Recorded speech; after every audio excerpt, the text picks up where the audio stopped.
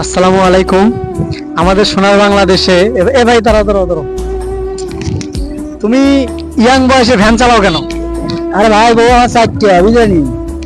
Side দেবো এই বয়সে? কি করবো, বাপ বাপ বাপ দাদারা করাছে। এরা কি ইচ্ছে করে করাছে না তুমি প্রেম টেম করে করছো?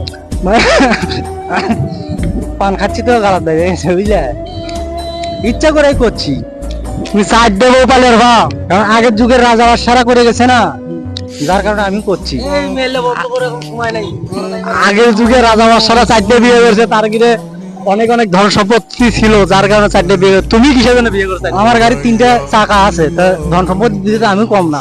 ও আচ্ছা আচ্ছা, যাই হোক এই ভাইয়ের দেখা যাচ্ছে মানে 3টা চাকা আছে, মানে ধন সম্পত্তি অনেক। তো ভাই এই 3টা চাকা তার বউ চারটে, আর কারণটা কি? একটা স্পেয়ার, স্পেয়ার বোঝেন না? স্পেয়ার স্পেয়ারটা মানে কি? মানে যদি কখনো একটা হুট করে মারা যায়, তা সেক্ষেত্রে ওটার প্রেশার আরগুলোর উপরে পড়বে।